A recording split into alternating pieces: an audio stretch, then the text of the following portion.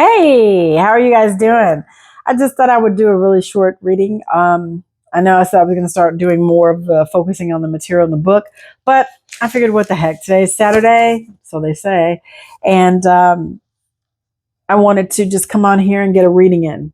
So I'm going to read chapter 2. I did a Facebook Live over in our group, or the group that I founded a couple of years back, like 5 or 6 years ago. And I just did a recap on chapter 1 and started on chapter 2. So I'm just going to flow right into this. So if you watch the other videos, we are covering Tesla and the Cabbage Patch Kids. And I read chapter 1, I had to break it up. Now I'm in chapter 2. This is going to go quick because it's a short read. To some people, the word parasite may sound a bit harsh. And chapter 2 starts off the elite and the parasitic race. So, some people, the word parasite may sound a bit harsh, but once you understand how they survive and prosper, it will begin to make a lot more sense. According to Wikipedia, a parasite is an organism that lives at the expense of another organism, the host. When you consider that the ruling elites have created credible wealth through taxation and ownership of vital commodities like gas, oil, and pharmaceuticals, as well as being given positions of great power, you can see why the term is relevant. In Britain, just a quick look at the royal family, government, cabinet, House of Lords, and the various earls, dukes, and barons. We will show you that the few control. It will show you that the few will control the majority one way or another. Okay, they are often paid via taxpayers' money and never seem to break into a sweat. Admittedly, some have inherited their positions with wealth, but even so, this often stems back to the rape and the pillage of the common man. Okay. And of course, they had to execute the original royal families and assume their identities, right? Some of them were raped, some of them were married into the family and changed the bloodline, and some of them they outright killed and just assumed their titles. Just gonna tell you.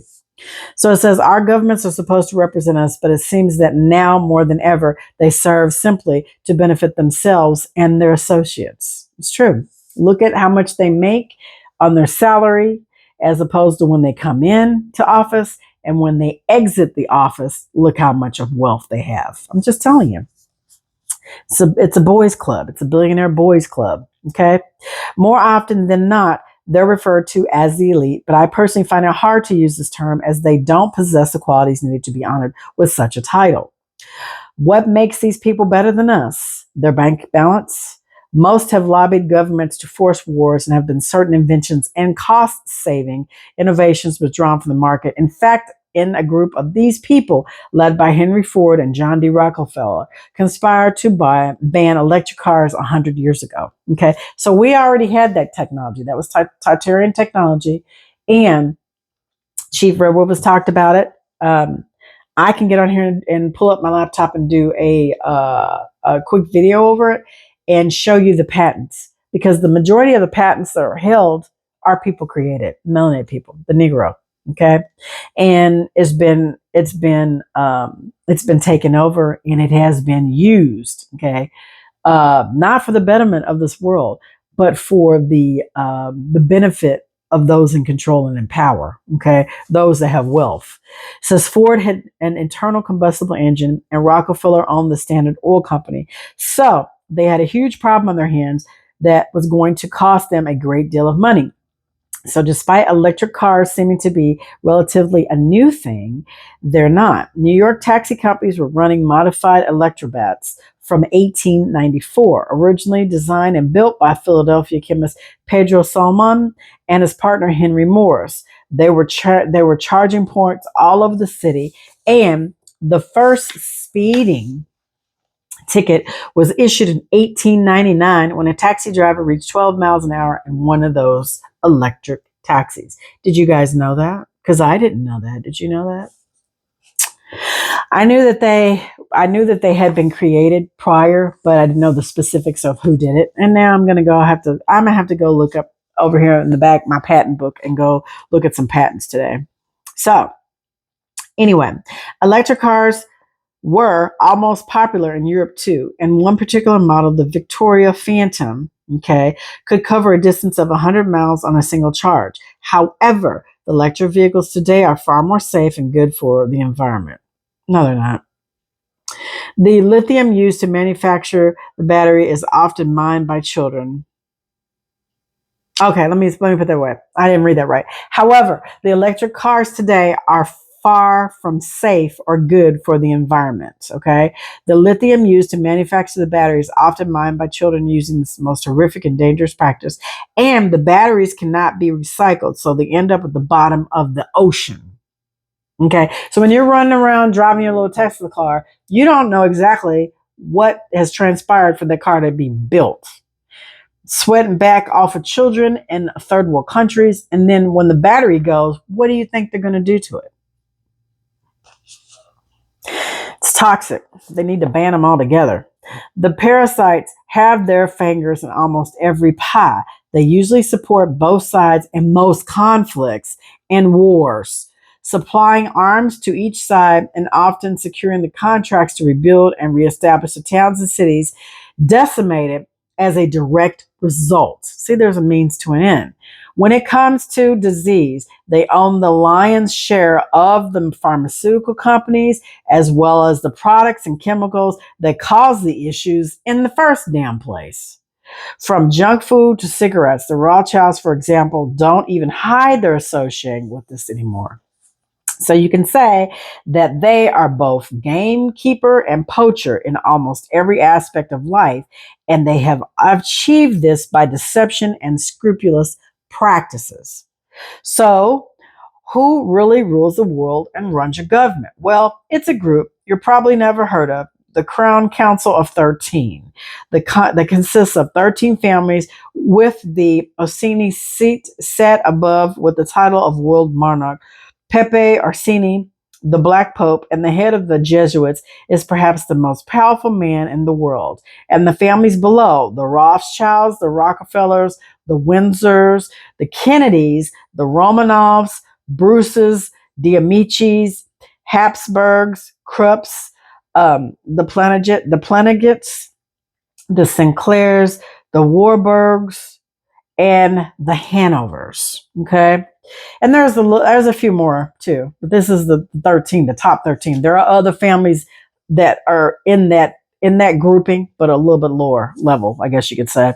Some have married into other wealthy families along the way, but in the end, all of these people generally believe that they are superior to you and I in every way, and that we are no better than the vermin. Okay. They control the World Bank, Trilateral Commission, the United Nations, the Council on Foreign Relations, the Bilderberg Group, okay, which got its name because they had the first meeting at the Bilderberg Hotel, okay, the Council of Rome, and the Royal Institute of International Affairs. All world governments seat well beneath these organizations, and I regret to inform you that they don't run a thing, nor do they decide who wins the next election and becomes prime minister or president. Let me say this again. All world governments sit well beneath these organizations, and I regret to inform you that they don't run a thing, nor do they decide who wins the next election and or becomes prime minister or president. Yes, there are some new players on the scene, like Bill Gates, for example, but he doesn't have the right bloodline to give him any true power. They are just using him, his money, and his obsession with power as a puppet while they sit back safely, behind the scenes and allows him to take the flak. So Bill Gates is not the only one. Bill Gates tragically dies in a car accident, then somebody else is going to take his place because they it's like roaches. You can't get rid of them, or can you? The Rothschilds and friends can be easily traced back to the Ashkenaz Jews. Okay, I'm going to say it one more time. The Rothschilds and friends can be easily traced back to the Ashkenaz Jews and have been given unlimited power by the Vatican. They boast to carry the Rh negative bloodline and rarely marry outside of this group. However, they have been known to reproduce with as many people as possible. And interesting fact about the Rothschilds, especially if you enjoy Egyptian mythology or even if you pray or attend church, is who they descend from. Okay. Amun Ra, also known as Marduk, Thoth, Hermes Trismegis's brother, father Enki, uncle Enlil, grandfather An or Anu from the Anunnaki. Can't make this shit up. All right, Amun-Ra, also known as Marduk, was the greatest of all Egyptian pharaohs, gods, and deities, and was a descendant of Enki, the Anunnaki, that along with his brother Enlil created man as we know them today. And they put man, these specific bloodlines are supposed to be ruling over us. That's bullshit. Y'all need to wake up. Okay, Enlil, his brother to Enlil, and created man as we know today. Enki had married a human female despite knowing it was forbidden, okay? And their offspring were to be the beginning of the 13 bloodlines that rule today, okay? Also, Marduk married an earthling, okay? And this is where you have to study. They're going to tell you it's mythology, but it's history because it's some tablets, some fucking clay tablets. Do you think back in the day somebody's going to take an etcher and stand there and etch all this shit and then write a story about it, and say, oh, this is not real. This is a fable. It's a myth. No, everything's inverted. I told you guys. Myth is the truth. The history we have is the lie. Okay. So Marduk was married to a human female. I hate to use that word because human alludes to sea beast or sea monster, but just roll with me. Okay. Enki was also, but when Marduk got married initially, that's what started the fall of the 300 with the book of Enoch. Because they came down for a damn wedding. They came down for Marduk's wedding. Just trying to tell you. Okay, so that's what started the beginning of the 13 bloodlines that rule today. Half Anunnaki and half human. Supposed to be demigods, all right? They consider themselves godlike and then the true rulers of the world. In fact, when you pray and say the word amen, amen, sister, amen. That was a good prayer. Yes, baby, amen. When you use the word amen, you are talking about Amun-Ra or Marduk. It is Amun-Ra that you're actually saying, and by doing so, you are thanking him for your life. A vile and brutal ruler that certainly doesn't deserve your gratitude. So stop using the word amen for you sisters out there who see this video. After almost being killed in a war that scorched most of Egypt and created many of the deserts on earth today, he escaped and announced that his kingdom, the kingship, and finances were to be left to the Rakamin, or Rakaman, meaning child. Over time, this became the Rothschilds, and in later days or later years, it's known as the Rothschilds. Rothschilds. It started as Rothschild or Rakamin. They have no intent of ever relinquishing this power, and they will never see us as equals, no matter how successful or famous some of us may become.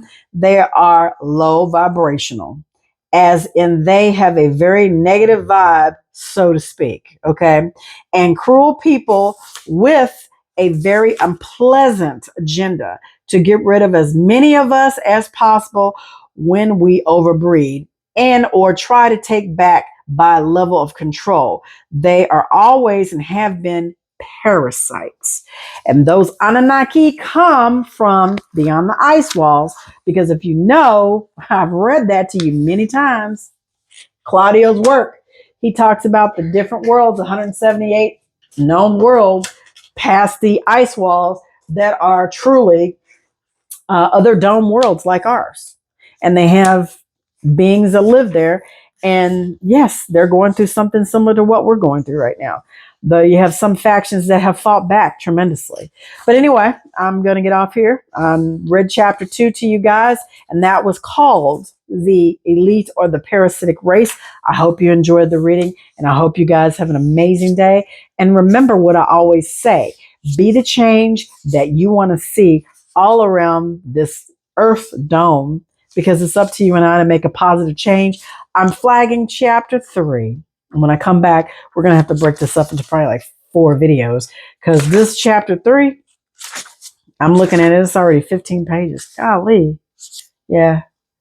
It's a good 20 to 15 pages for chapter 3, and chapter 4 looks like it's blended together. So yeah, we're going to have to take some time and deep dive into that. But I hope you guys have a great Saturday, Sabbath, Shabbat Shalom for those of you who celebrate. And I will talk to you guys soon. Bye.